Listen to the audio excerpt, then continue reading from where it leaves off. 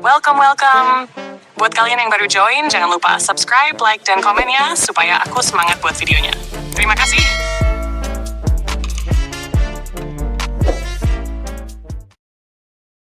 Istri Asisten Pribadi oleh Greya Kras. Bab 6 dengan judul Stalking. Ada urusan keluarga mendadak yang membuat Abiasa harus segera pulang. Jemima, yang merasakan kemerdekaan datang meski hanya sebentar, langsung membuat acara makan bersama dengan rekan kerja. Khusus tim pejuang kebebasan. Di rumah makan Aek, mereka terlihat begitu menikmati waktu tenang tanpa Abiasa. Karena pulang cepatnya pria itu bukan kemerdekaan untuk Jemima saja, tapi semua karyawan juga. Tapi sama lo, Diva masih nyuekin. Gue rasa nih Bu, Diva kayak iri sama Mima. Mendengar obrolan antara Fatma dan Tia, Jemima mencebik sambil mengunyah. Dapat gaji buta, Mima yang ngerjain semuanya juga masih bisa ketusin Mima. Emang tuh bayi gak sadar diri. Mendengar Iksan membelanya, Jemima dengan bibir penuh berdiri, memberikan telapak tangan terbuka ke arah Iksan yang duduk di seberangnya. Mereka melakukan high five. Dia pikir henak hadi hue, ucap Jemima yang kemudian mendapatkan pukulan di pantat dari Hesti yang duduk di sampingnya. Telan dulu napa? Muncrat, Mima. Timpal Iksan yang malah mengambil dengan sumpit satu potong daging dari atas panggangan, lalu ia yang masih berdiri seperti Jemima, menyuapkannya ke mulut Jemima yang makin penuh saja. Gelak tawa mereka lantas mengiringi. Kembali duduk, mereka lanjutkan makan dan obrolan ringan. Saya datang para suhu. Semua wajah menoleh ke arah sumber suara yang menyapa. Segera berseru sambil bertepuk tangan riang, 5 orang yang terdiri dari 4 wanita dan 1 pria itu menyambut kedatangan Yusuf. Yang Iksan kabari menyusul, karena tak enak jika harus mengajak pria ini di saat masih bersama rekan lainnya. Anggota baru akhirnya datang. Iksan menarik kursi dari meja lain dan memposisikan di sampingnya. Yusuf membungkuk layaknya orang baru yang memperkenalkan diri. Mohon bantuannya. Duduk. Jangan sungkan-sungkan. Di sini kita bebas. Hesti mempersilakan Yusuf. Peraturannya, Mima. Jemima yang hanya tertawa saja sejak tadi, karena kedatangan 1 orang lagi yang akan menjadi bagian dari grup pejuang kebebasan, yang dapat dipercaya atau bukan mata-mata, yang akan menjadi penjilat Abiasa. Berdiri setelah menelan semua potongan daging yang terus ia sumpalkan ke mulut. Kita bebas di sini. Bebas ngatain Pak Abi. Haha. Bahagia sekali ia katai si atasan yang sudah membuat ia berjaya dalam segi keuangan. Meski tak menikmati sepenuhnya, tapi berkat Abiasa, keluarga Jemima jadi tak menderita seperti dulu lagi. Sekarang sudah ada rumah, tanah, kan adiknya bisa kuliah. Jemima di sini juga bisa membeli mobil. Tapi masih kredit.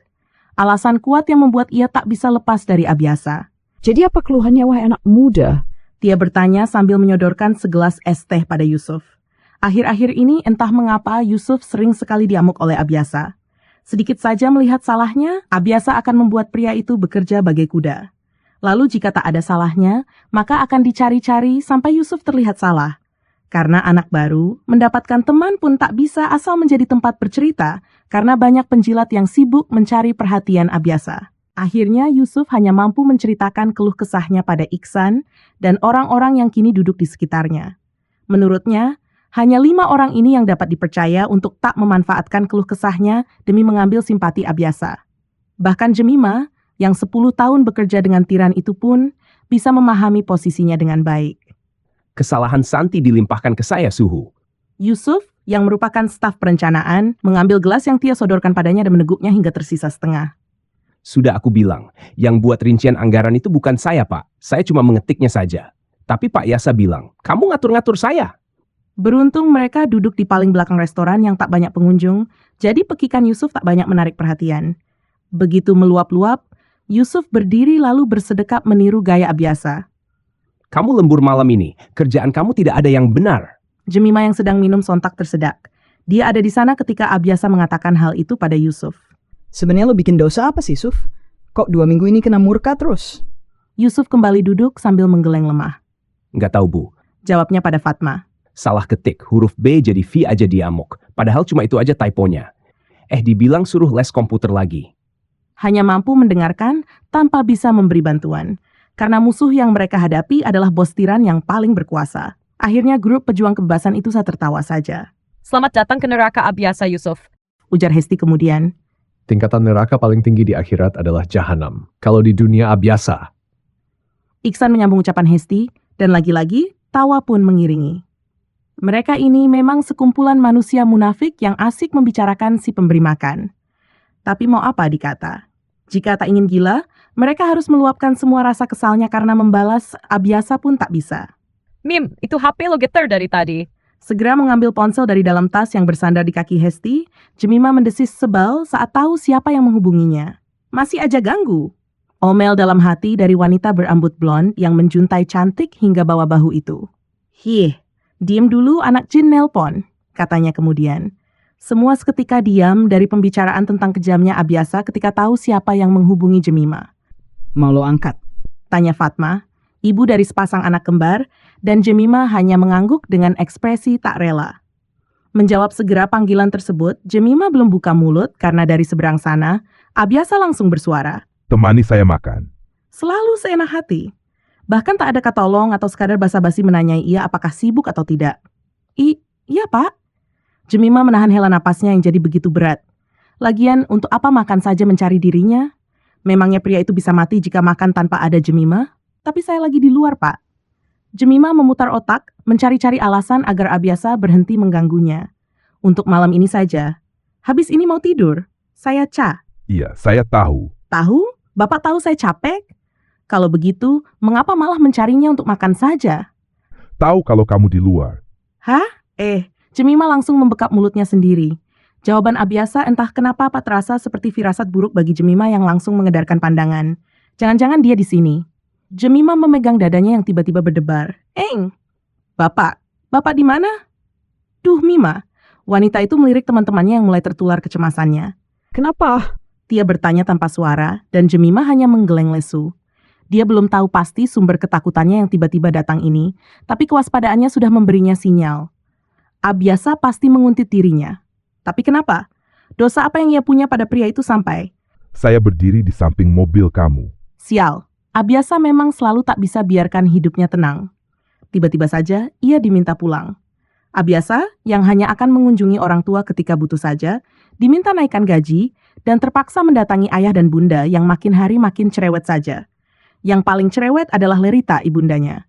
Malas-malasan ia tinggalkan kantor. Pria itu langsung disuguhi pertanyaan yang selalu ia hindari. Sendiri aja? Calon istri mana?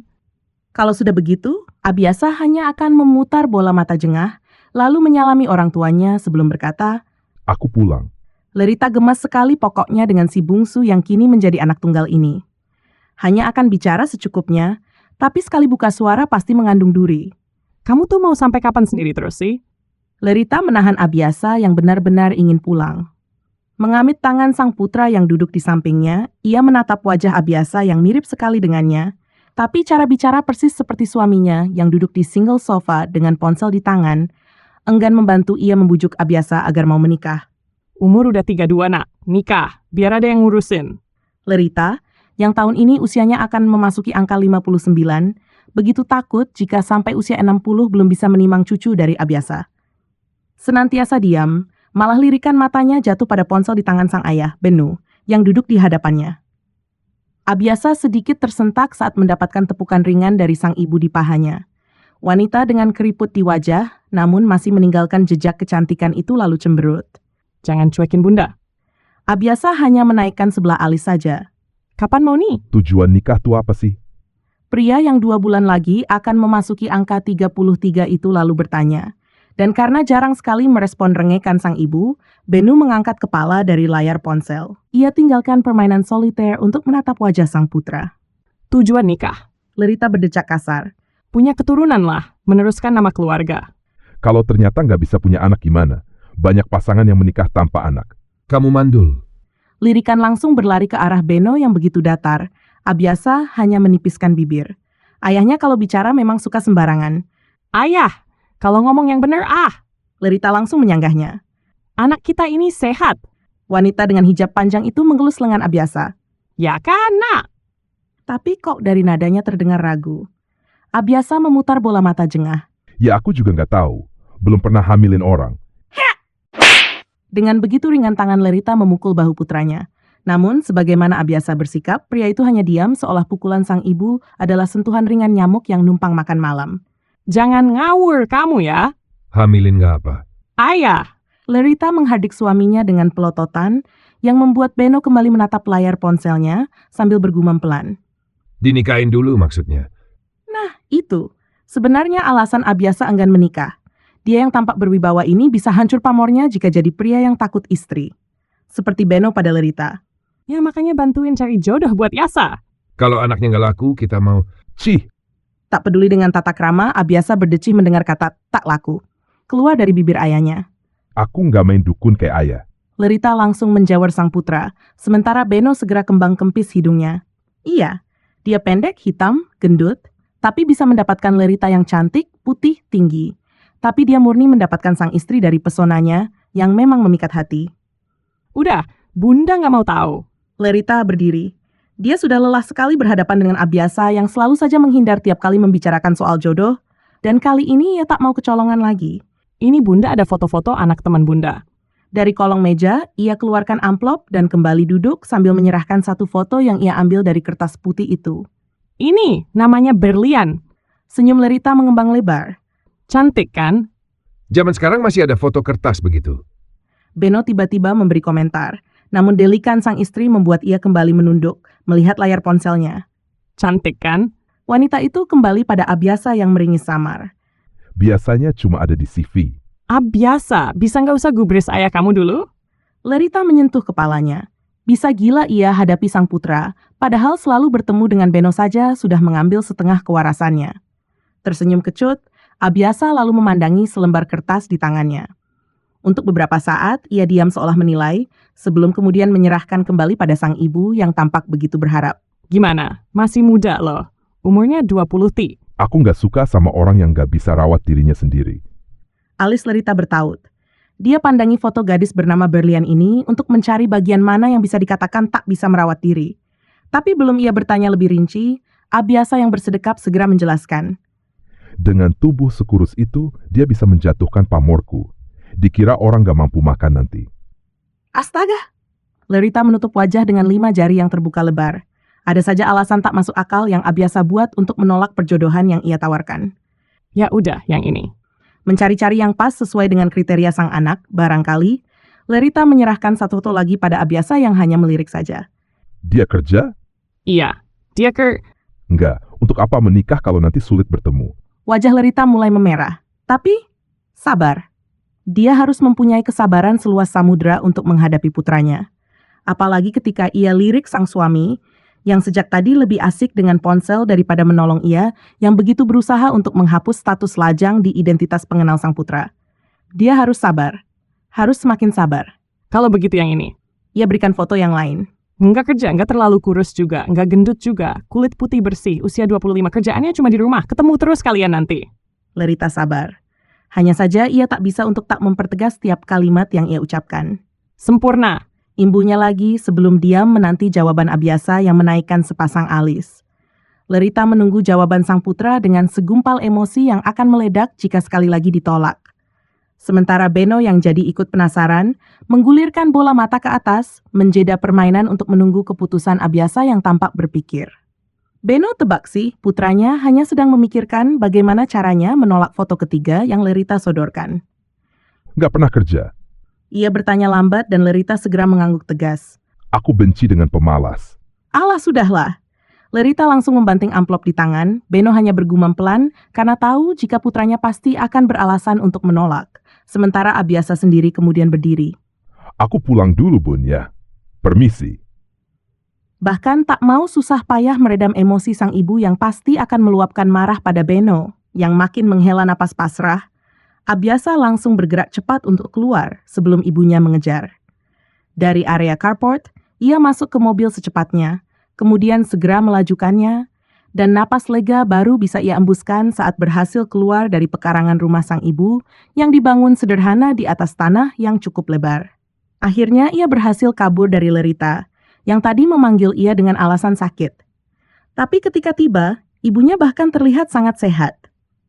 Melajukan mobil miliknya sendiri, Abiasa lantas mengambil ponsel dari saku untuk menghubungi asisten pribadi yang ia tinggalkan di kantor dengan setumpuk pekerjaan. Tapi mengingat Jemima yang sering kali bertindak sekak hati ketika tak ada dirinya, ia tebak jika wanita itu sudah pulang tak lama dari kepergiannya. Sudah pasti itu. Beberapa kali menghubungi dan tak mendapatkan jawaban apapun, Abiasa yang melajukan kendaraan menuju Century Giant berniat untuk kembali bekerja. Yang benar adalah mengecek keberadaan Jemima, segera memarkirkan mobil di area khusus untuk dirinya, dan cepat-cepat keluar seolah waktu tengah memburu. Melangkah lebar, abaikan beberapa sapaan, Abiasa yang lewat di belakang motor yang diduduki seorang pria yang cukup ia kenal karena beberapa hari ini selalu berada dalam pengawasannya. Tiba-tiba memperlambat langkah karena mendengar nama wanita yang begitu sulit ia hubungi disebut. Ada Mbak Mima juga berarti. Oh, oke bang. Di Kashimura kan? Aku berangkat sekarang. Memutar badan ketika pria yang tak lain si Jangkung Yusuf mulai menyalakan motor matiknya, Abiasa kemudian melirik diam-diam ke arah kepergian karyawannya tersebut yang ia tahu memiliki cara pandang berbeda ketika menatap Jemima. Sialnya, wanita itu tak pernah sadar. Jemima tak pernah sadar jika ada pria yang berusaha menyantap wanita itu.